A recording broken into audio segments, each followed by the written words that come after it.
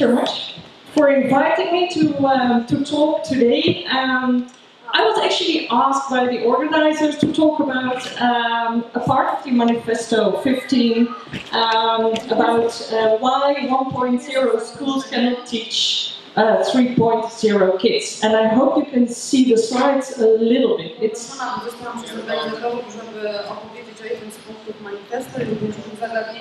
co to znaczy te szkoły paradygmatu 1.0 i dlaczego one nie mogą nauczać dzieci paradygmatu 3.0. Mam nadzieję, że widzicie cokolwiek z tego slajdu. I don't think so. Can you see that? No. Yeah, very cool. Okay. So the slides will show only a few words, and most of it I will talk about. Yeah. Okay, well, let's first dive into it. What am I talking about if I talk about 1.0 schools? I have to wait for the translator. I'm changing. Yeah, that's fine. That's fine.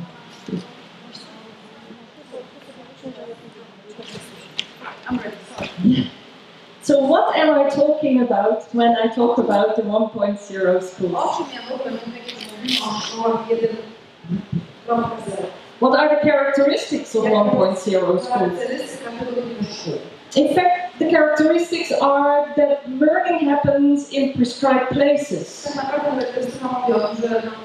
It happens dictated by a roster in teacher-centered classrooms that are isolated from other classrooms and from the outside world.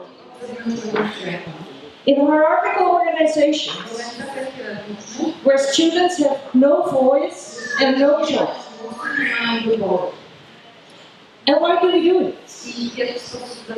It's based on the assumption that all children should learn the same stuff at the same age, in the same time, and in the same manner. And that's just manageable. It's efficient. And it doesn't even matter if you take a look at schools from beginning of 1900s or schools now. Even Montessori schools or other renewal schools, you will see these typical characteristics back. So then, did kids change? Did kids change? Are there really 3.0 kids around?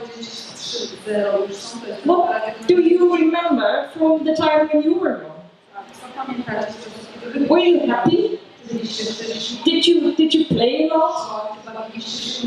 Did you build huts? Had exciting exploration away from the adults, doing things that really were excited? And how was your school period? Can you still remember? Were you bored? Or were you also excited in school? Did you feel the same? Or were you demotivated?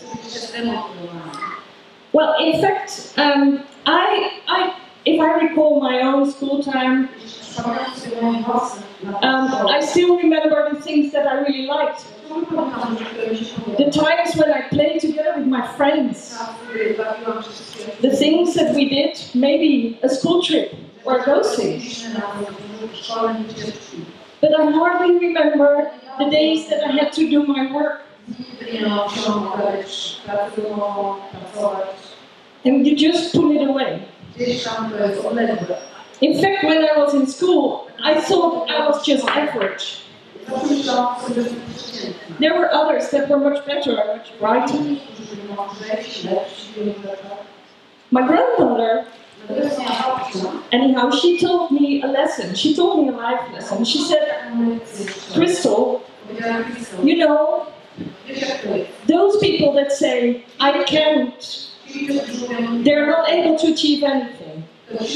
But people that say, I can, they can achieve everything they want. So that's something I took into my heart, and I thought, okay, I'm going to say I can. And I continued my secondary school. I went to university because I wanted to. It was my choice.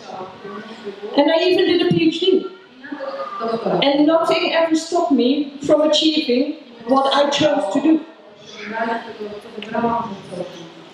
So, what are we doing with all those kids in school? How many kids will feel average? Or even worse, below average? So, being bored at school, the feeling of senselessness, depression, anxiety, it's not new, but it increased dramatically during the past decades, as has the number of the learning disabilities. It is a natural reaction of the body and the mind under an oppressive and boring circumstances from which you're not allowed to escape.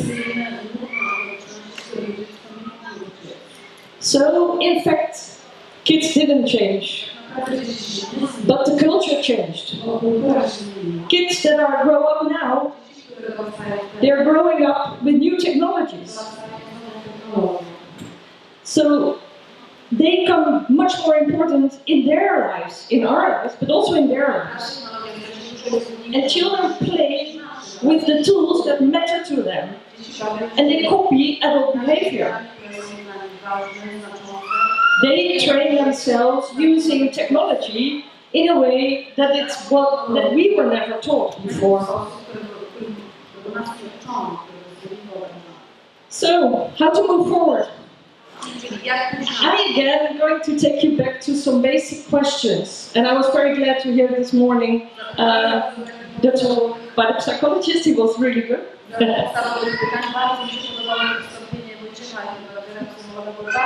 What is education? Well, education isn't the same as schooling. Education is the whole life learning. Therefore, education doesn't have any endings. Education is the universal development of skills and knowledge, anytime, anywhere. You cannot simply stop education. It even happens when you're sleeping. So, in fact, what do we need to learn? Well, we have no idea what kids today will be doing in 10 or 20 years, or even beyond. It's completely unknown. In contrast with the previous decades, the ecology of the work is changing rapidly. Technological changes are accelerating exponentially, and new technologies will emerge that we don't even know of. So, what are we educating people for? And how do we know now what is needed for them in the future? So, why do we have a prefixed curriculum anyhow?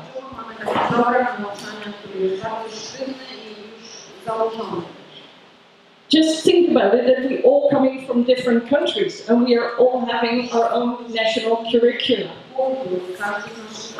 So probably John learned something totally different in school than somebody here from Poland or from Germany or from France or from Spain or from whatever country they're coming from.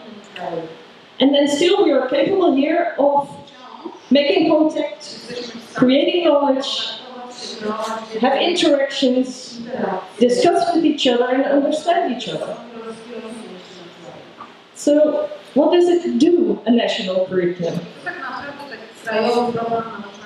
And if you have to go back to school today and had to do a test that you passed perhaps during your exam, would you still be able to pass it?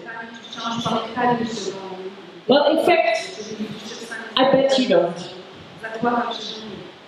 And the funny thing is, in Holland, the politicians thought it was a good idea that all students at about the age of 16, 17 they had to do a math test before they were able to do the final exams, because math they thought is so important. And before they passed this law, they took a test and they asked the politicians to do a math exam themselves. And I think that, in fact, nobody passed the exam. But still, they just passed it.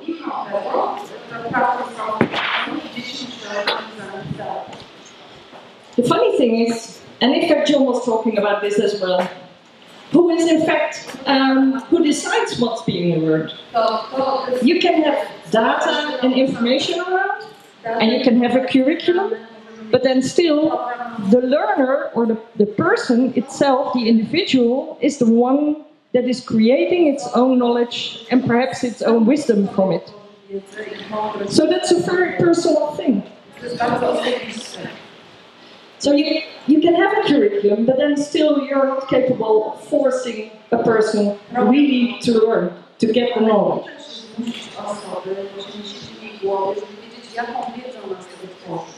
I think we have to rely a little bit more on that learning is an inborn capacity. We're all born with it. It happens everywhere and in any situation. So like here, for example, you may not notice it, and I'm not dictating you to learn at this moment, but you may be learning. So realize that a lot of students are not really motivated in schools, and when they're not motivated, probably they will store some information in their head, but they will not learn.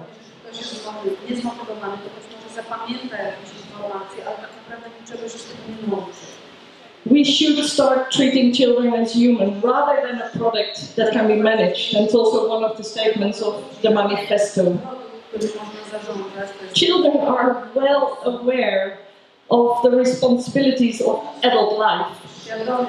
They are aware of the skills and the knowledge that they need to acquire in order to be successful.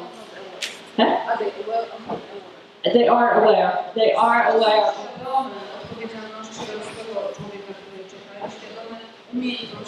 Well, if we trust them in the way they learn, the moment they learn, and even if they learn, provide them a place in which they themselves can determine what is needed.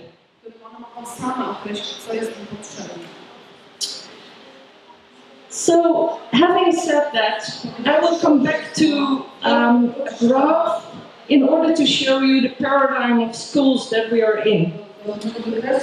And this graph, I'll explain it a little bit, maybe I hope you can see it. You see on the vertical axis, the value axis, where on top the value of education is determined collectively. Where the curriculum is set collectively, where learning happens collectively, and where the collective is steered, so the same time, the same matter, in the same way. And on the bottom side, you see the individual. In this spot, it is the value is determined by the individual. So the individual sets its curriculum, the individual determines how to learn, where to learn, and when to learn.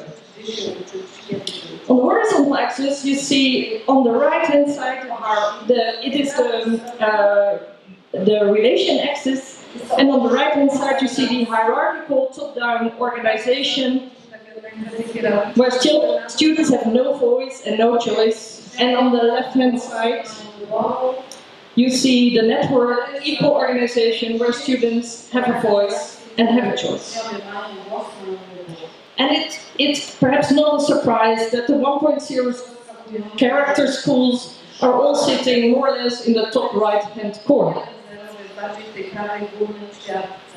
The whole thinking in which the governments are putting the restrictions on the schools is coming from this type of schools. So the whole system, that's why we talk about the system.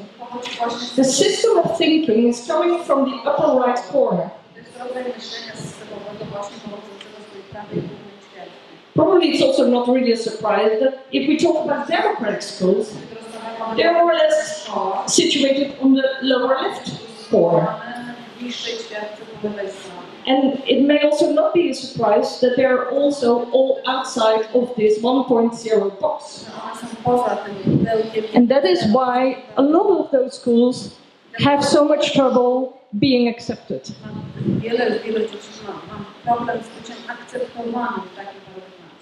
So, moving to a new ecology of education, in fact, we have to enlarge the system to accommodate for new forms of education.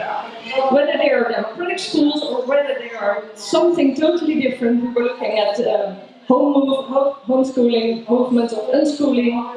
You can talk about any kind of education you can think of, but we should just enlarge our own thinking about it.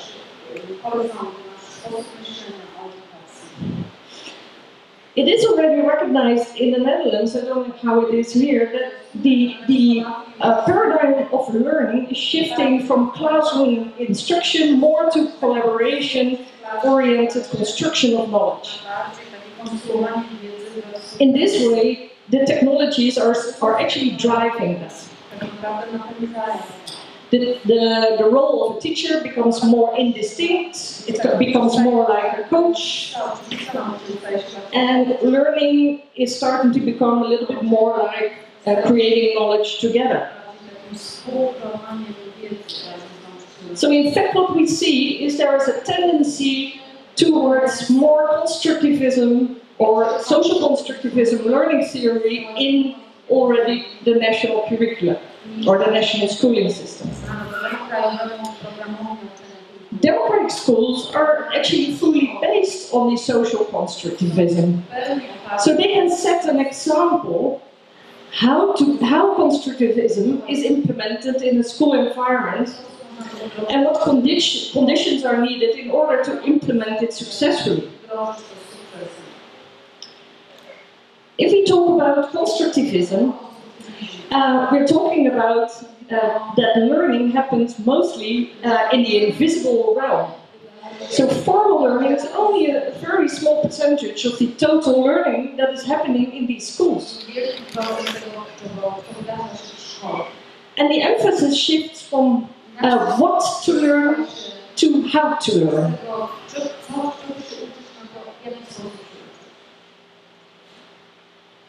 Constructivism also says that learning happens in a genuine context.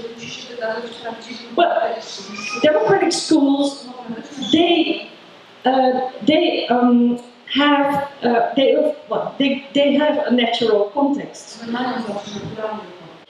So learning unfolds organically through exploration, doing interesting things, being part of the organization in the school. You can learn any skill in any place and any time and anywhere.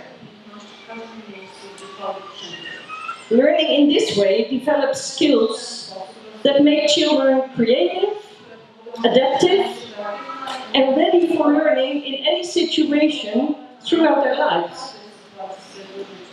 Shouldn't that be needed if we talk about success for the future? Intrinsic motivated learning is really fun. It gives you something rewarding.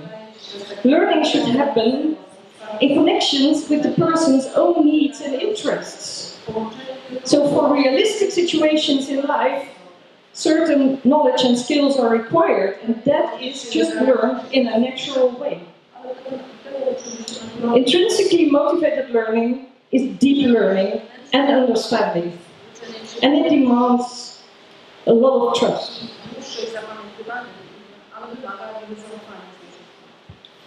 Important in this setting is also the understanding of the concept of choice. There are two concepts of choice. there is the concept of action choice, where you are having a full say in whether you want to do something or if you don't want to do something. And there is the option choice, which actually you're given a goal by somebody else, and the choice is that you can take a left or a right lane. I don't know if you can see this small picture, but it is a cow, and it in fact has to go to the slaughterhouse, and it's put for a choice that it can take the left lane or the right lane. What we recognize is that in democratic schools, we're always talking about taking responsibility. The only way for taking responsibility for something that you choose to do is that you really have an action choice. Because then you're fully responsible for the consequences of your choice. And if you're put for an option choice, so you can take the left or the right lane, obviously this cow is not really feeling responsible for going to the slaughterhouse. And a very classical example is the book Emile by Rousseau. Rousseau is usually put forward as an example for free education or also for democratic schools. But he is a typical example of option choice, because Rousseau, the master himself, already has in his mind what he wants Emile to become. And he is gently pushing Emile into a direction that Emile isn't even aware of. That's conditional freedom versus true freedom.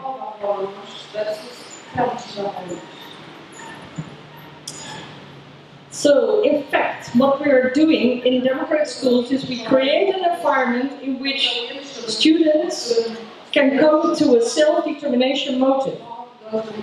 Three elements that are very crucial in this is autonomy, competence, and relatedness. So students must feel that they are competent, that they are related, and that they are autonomous.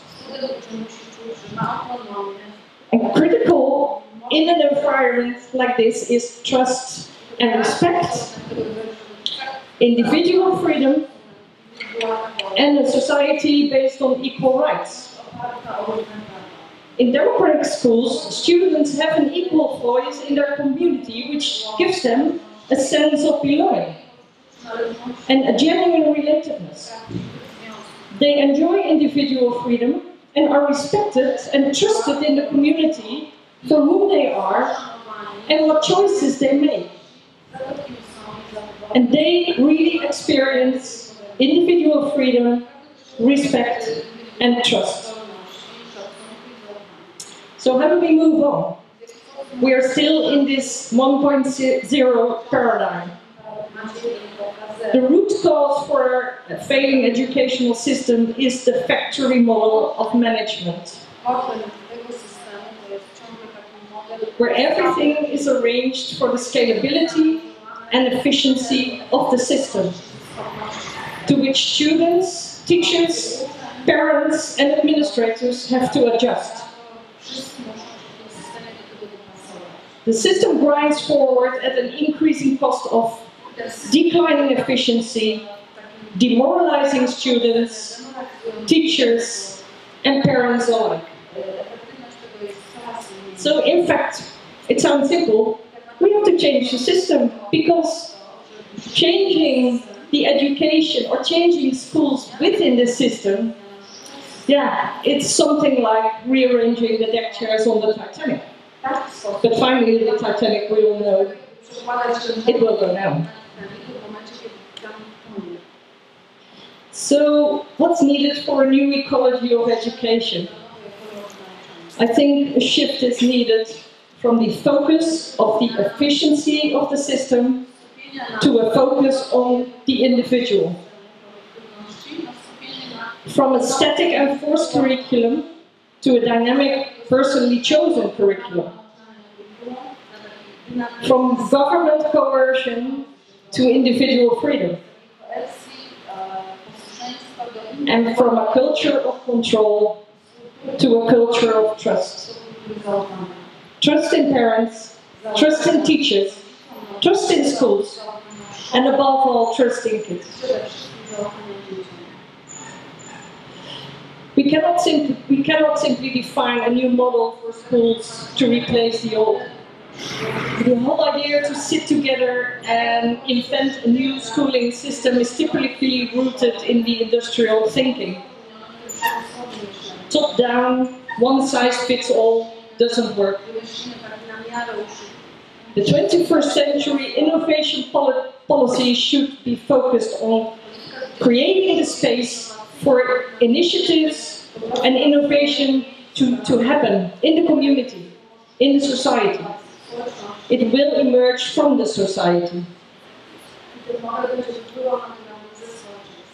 Wait a minute. What? So, what are we going to do to make change happen? We're all sitting here, a lot of individuals. The question is, what are you going to do when you walk out here? Just talk about it. Create awareness. Sit together with teachers, maybe politicians, maybe whatever person you know. Together we can reach a tipping point. Only with the combined efforts we can accelerate change. Work together, students, schools, governments, businesses, parents, community, and engage in a collaborative initiatives to co-create new educational futures. And I would like to end with this quote from John Dewey. If we teach today as we taught yesterday, we roll our children of tomorrow. Thank you. Thank you very much. If you don't have any questions, I have one. Do you?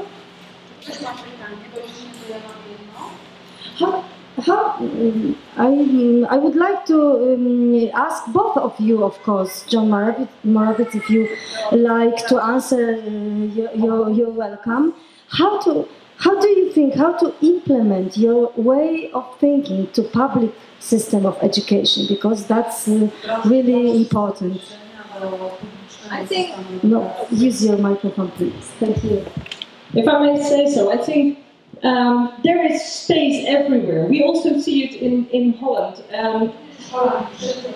Creating something new within the traditional system is something that persons just have to do. Also, teachers can create different ways of working within their own school environments.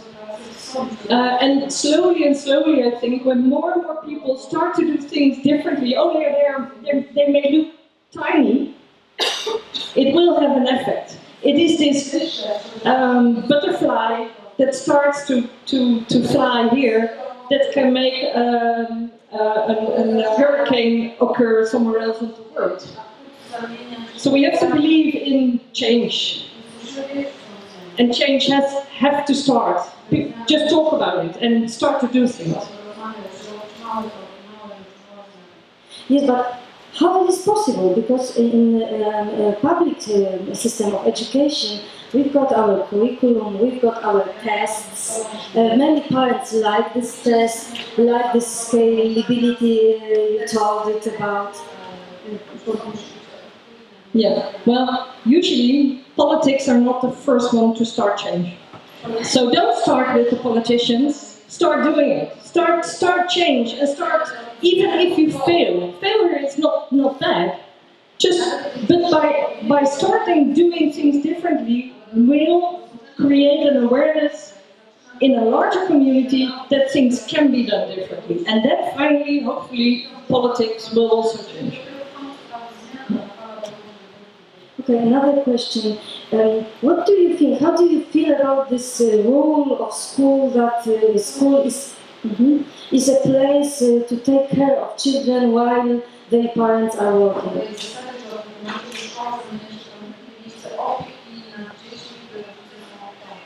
Yeah, that is perhaps a bit outside of this topic, but in my opinion, I think that we have created a world in which we live now that in fact, in order to keep yourself living, sometimes both parents have to work.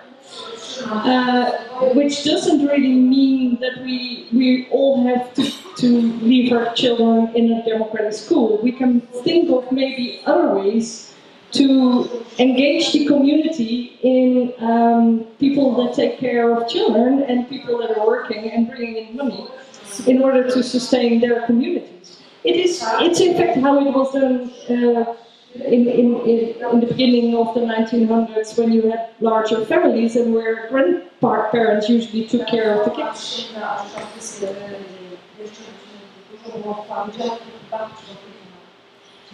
And the last question, the bad one. You know, do you think every child can behave democratically?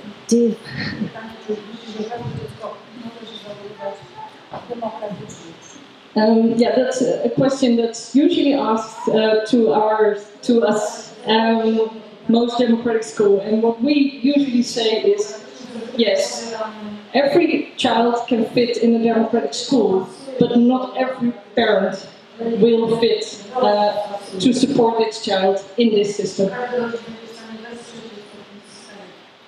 Super, thank you very much. Do you have any questions, maybe? Take your time. No, thank you very much.